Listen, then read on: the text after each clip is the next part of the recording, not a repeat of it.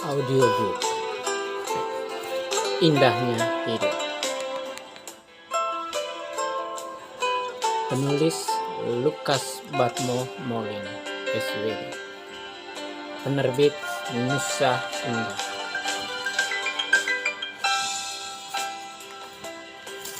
Kata pengantar.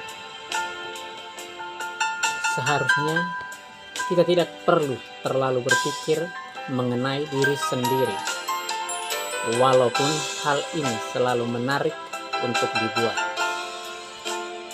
Diri kita adalah sosok yang terarah kepada sesuatu yang lain. Sebab itu, semakin kita tertutup ke dalam diri kita sendiri, semakin kita merasa tidak aman. Komunikasi adalah anugerah terbesar Allah kepada manusia. Anugerah ini terpancar dari hakikat Allah sendiri yang adalah komunikasi. Mengabaikan daya magis komunikasi sama artinya dengan mengabaikan kasih Allah kepada kita.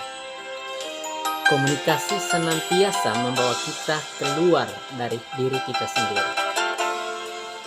Buku ini adalah lanjutan dari buku pertama kami, Kekasih Allah. Seorang kekasih Allah harus mampu memanfaatkan anugerah komunikasi Allah kepada dirinya secara kreatif. Indahnya hidup ini bergantung pada pribadi kita sendiri. Kebahagiaan yang kita alami dalam hidup mesti merupakan hasil dari sebuah perjuangan. Dalam perjuangan itu, Allah senantiasa hadir untuk menunjukkan kehangatan cintanya. 1. 8 prinsip hidup. Percayakah Anda bahwa indahnya hidup Anda bergantung dari seberapa jauh Anda membuka diri keluar? Kita hidup dalam sebuah radius cinta, dan tak seorang pun dapat melepaskan diri darinya. Semakin luas jangkauan atau radius cinta kita, semakin indah pula mozaik kehidupan kita. Maka, 1. Cintailah, maka Anda akan dicintai. Jangan sia-siakan anugerah cinta di dalam diri Anda. Cinta menuntun Anda menemukan nuansa-nuansa baru dalam relasi antar manusia. 2. Jangan takut untuk membuka diri Anda. Pada saat Anda berhasil menemukan alasan dan tujuan bagi hidup dan cinta Anda, maka sarana untuk itu akan menyusul. Jalan hidup Anda terbuka. 3. Karena apabila Anda berpikir bahwa jalan hidup yang tengah Anda lalui ini sulit, maka kesulitan itu akan terus menyertai Anda. Maju terus. 4. Jika Anda berhasil menemukan alasan mengapa untuk hidup dan mencintai, maka Anda pasti mampu mengatasi segala tantangan. Bagaimana Anda harus hidup dan mencintai, maka keberhasilan akan menjadi milik Anda. 5. Akan tetapi, camkanlah ini. Setelah Anda bercerita tentang segala sesuatu yang telah Anda lakukan, Anda akan sadar bahwa lebih banyak lagi yang dapat Anda kerjakan seandainya Anda tidak membuang begitu banyak waktu untuk berkata-kata. 6. Sebab itu, jika Anda tidak memiliki sesuatu untuk diungkapkan, jangan berkata apa-apa. 7. Karena kata-kata yang baik itu perak, tetapi diam itu emas. 8. Pada akhirnya, tak seorang pun yang dapat memberikan Anda damai selain diri Anda sendiri. Jika Anda telah berhasil menemukan hakikat kehidupan, Anda akan melihat kecantikan dalam segala hal. Kutipan dari Khalil Gibran. Renungkanlah ini sewaktu Anda hendak tidur di waktu malam atau bangun di waktu pagi. Sewaktu pikiran Anda dijelajahi oleh aneka kecemasan hidup ini, atau sedang menikmati setiap detik indah yang berlalu. Sewaktu putus asa karena kegagalan tak terduga, atau sedang merayakan sebuah keberhasilan yang diraih. Sewaktu masih muda atau saat Anda ajal menjelang. Setiap saat dalam hidup, renungkanlah ini. Niscaya hidup Anda akan berubah.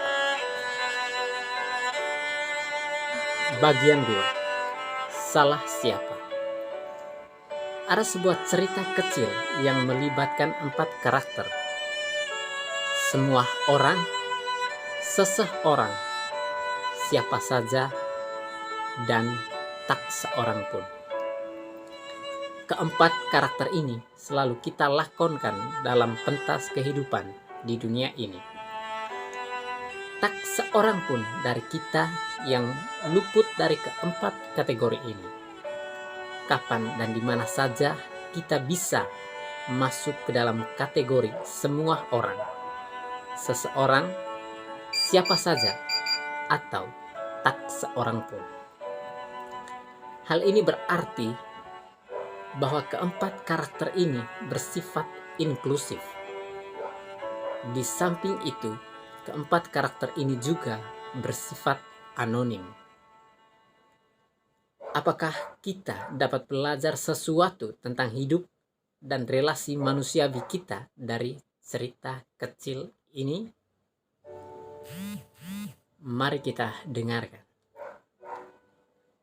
Ada satu pekerjaan penting yang harus diselesaikan oleh semua orang. Semua orang berpendapat bahwa pekerjaan itu pasti dapat diselesaikan oleh seseorang. Siapa saja dapat mengerjakannya, namun tak seorang pun yang memulai. Seseorang menjadi sangat marah karena itu merupakan pekerjaan semua orang. Semua orang berpikir bahwa siapa saja dapat mengerjakannya, tetapi tak seorang pun membayangkan bahwa semua orang akan lalai untuk melakukannya. Pada akhirnya, semua orang mempersalahkan seseorang, tak kala tak seorang pun mengerjakan apa yang sebenarnya dapat dibuat oleh siapa saja.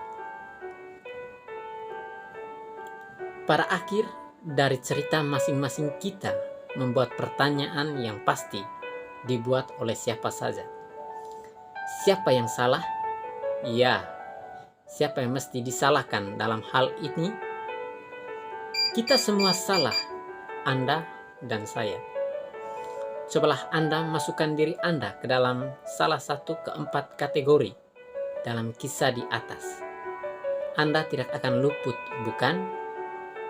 Demikian juga saya. Mengapa? Karena kita masing-masing lalai. Kita, Anda dan saya, telah melalaikan tanggung jawab pribadi kita. Hanya karena kita sama-sama berpikir bahwa pasti ada orang lain yang melaksanakan suatu tugas yang pada dasarnya dapat dilaksanakan oleh siapa saja. Inilah godaan terbesar umat manusia pada segala zaman.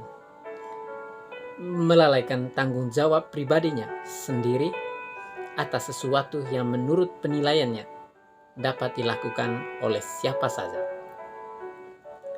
Kisah di atas mengajarkan kita satu hal ini. Di dalam dunia yang semakin individualistis, komunikasi antar pribadi semakin dibutuhkan. Kelalaian yang sama sering terjadi dalam relasi atau hubungan antar manusia. Kita tidak harus berkomunikasi. Komunikasi dapat menyelesaikan segalanya sejauh kita tidak lalai untuk berkomunikasi. Memang komunikasi bukanlah ibarat obat penawar rasa nyeri yang hilang hanya dengan sekali gosokan di tempat yang sakit. Akan tetapi, komunikasi dapat membuat sebuah relasi menjadi sakit bahkan mati suri apabila ia diabaikan. Jadi, komunikasi bagi jiwa itu ibarat vitamin untuk tubuh. Kita berkomunikasi untuk menjaga keselarasan jiwa supaya tetap sehat. Sama seperti kita mengonsumsi vitamin untuk menjamin keseimbangan kerja metabolisme dalam diri agar tubuh jangan sakit. Akibat fatal yang terjadi dalam kisah tadi dapat juga disebabkan karena tidak adanya kreativitas dalam berkomunikasi. Kreativitas dibutuhkan dalam berkomunikasi untuk menjamin kelangsungan dalam sebuah relasi. Apapun namanya dan bagaimanapun bentuknya. Kreativitas dalam berkomunikasi membutuhkan inisiatif pribadi untuk memulai. Apabila kita tidak berinisiatif untuk memulai dalam berkomunikasi, maka daya cinta yang ada dalam diri kita dengan sendirinya akan berkreasi. Kreasi cinta yang bersumber pada niat hati yang tulus akan terungkap dalam berbagai bentuk yang nyata. Keindahan hidup ini amat bergantung pada kemampuan masing-masing kita mengungkapkan kreasi cinta kita satu sama lain lewat komunikasi.